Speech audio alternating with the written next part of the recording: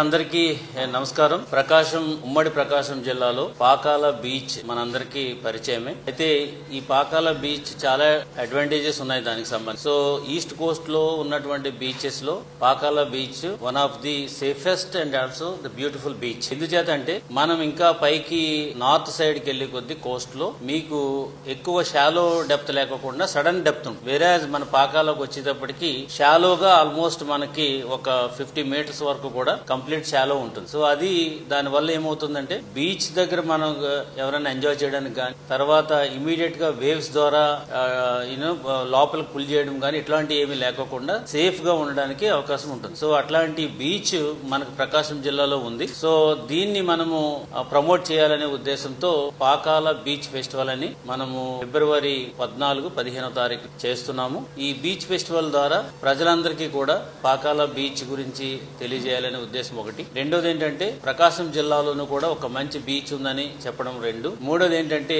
ఈ బీచ్ యొక్క అందాన్ని ఎప్పుడైతే జనాలు వచ్చి అక్కడికి వస్తారో ఆటోమేటిక్ గా అది ఒక టూరిస్ట్ డెస్టినేషన్ కింద మారటం అనేది జరుగుతుంది. సో మనకి చాలా ఇండస్ట్రీస్ వస్తున్నాయి. మనకి అక్కడ దగ్గరలో రామాయపట్నం పోర్ట్ ఉంది, తర్వాత బీపీసీఎల్ ఉంది, ఇండోసోల్ ఉన్నాయి. అదే విధంగా ఇండస్ట్రియల్ హబ్ కింద మన ప్రకాశం జిల్లా మారిపోతుంది. కానీ రిక్రియేషన్ కి సంబంధించి ఒక ప్లేస్ అనేది లేదు కాబట్టి పాకాల బీచ్ రాబోయే రోజుల్లో ఒక క్రియేషన్ డెస్టినేషన్ గా ఉంటుందని సందర్భంగా తెలియజేస్తున్నాను. ఈ పాకాల బీచ్ ఫెస్టివల్ 14-15 తారీఖులో ఫెస్టివల్ కి సంబంధించి కొన్ని కార్యక్రమాలు అయితే మనం చేపట్టడం జరిగింది. అందులో వినూత్నంగా మనం సాగర హారతి అంటే సముద్రానికి హారతి పట్టడం అనేది మనము పెడుతున్నాము. అదొక కార్యక్రమం ఉంటుంది 14వ తారీఖుని అండ్ ఆల్సో 15వ తారీఖు ఈవినింగ్ 6 గంటలకి అది ప్రారంభమవుతుంది. దాంతో పాటు కల్చరల్ యాక్టివిటీస్ ఉన్నాయి, సాంస్కృతిక కార్యక్రమాలు అంటే ఆంధ్రప్రదేశ్ లో ఉన్నటువంటి ప్రఖ్యాతమైనటువంటి సాంస్కృతిక రూపాలు ఆ రోజు అక్కడ మనం ఒక కార్నివాల్ లాగా ప్రజెంట్ చేయడం జరుగుతుంది. అందులో మీకు అందరికి తెలుసు, దాంట్లో కొమ్ము కోయ,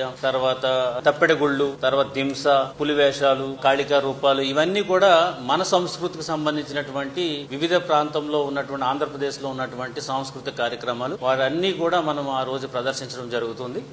దాంతో పాటు మనకి అమ్యూజ్మెంట్ పార్క్ వినోదమైనటువంటి కార్యక్రమాలు కూడా కొన్ని పెట్టాము. జైంట్ వీల్స్ గానీ, తర్వాత స్లైడర్స్ గానీ, తర్వాత ఈ బీచ్ లోను కూడా మనకి అమ్యూజ్మెంట్ పార్క్ తో పాటు యాక్టివిటీస్ లైక్ పారాగ్లైడింగ్, తర్వాత మోటార్ బోట్స్, ఇవన్నీ కూడా పిల్లలకి పెద్దలకి అందరికి కూడా పెట్టడం జరిగింది. దాంతో పాటు హెలి టూరిజం అంటే హెలికాప్టర్ రైడ్స్ కూడా పెట్టడం జరిగింది. అది హెలికాప్టర్ ద్వారా చుట్టూ ఉన్నటువంటి ప్రదేశాలని చూడటం, అలాగే సముద్రం మీద నుంచి మళ్ళీ ల్యాండ్ వరకు వెళ్ళడం అనేది ఒక వినూత్నమైనటువంటి అనుభూతి అందరికి. సో అది కూడా మనం పరిచయం చేయాలనే ఉద్దేశంతో హెలి టూరిజం కూడా అక్కడ పెట్టడం జరిగింది. దాని తర్వాత మనకి క్రాకర్ షో అనేది ఈవినింగ్ టైంలో ఒక క్రాకర్ షో పెట్టాము. దాంతో పాటు ఈ 2 రోజులు కూడా మనకి వినోద కార్యక్రమాల్లో భాగంగా మనకి కొంతమంది సెలబ్రిటీస్ ని కూడా మనం అక్కడ రోజు పిలుస్తున్నాము. 14th ని ఒక సెలబ్రిటీ మన అందరికీ సుపరిమైనటువంటి సుమా గారు వస్తున్నారు. రెండో రోజు కూడా మన ఇంకొక సెలబ్రిటీ ఉన్నారు. వాళ్ళతో పాటు జబర్దస్త్ టీమ్స్ 2 టీమ్స్ అంటే 14th ని ఒక టీం ఉంటుంది అండ్ 15th ని ఒక టీం. వీరితో పాటు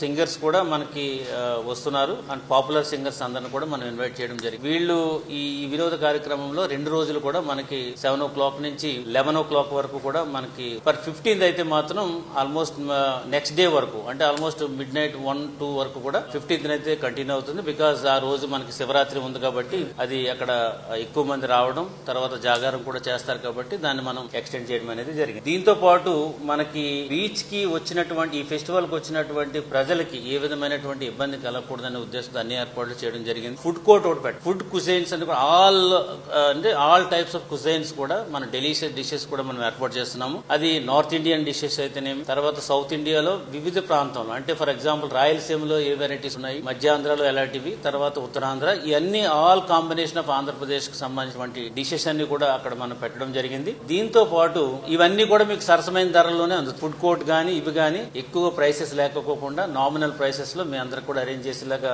ఏర్పాటు చేయడం జరిగింది. దీంతో పాటు ఏంటంటే మనకి టోటల్ గా వచ్చే జనాలు ఆల్మోస్ట్ 50 to 1 lakh వరకు కూడా ఎక్స్పెక్ట్ చేసి మనం ఏర్పాట్లన్నీ కూడా జరుగుతున్నాయి.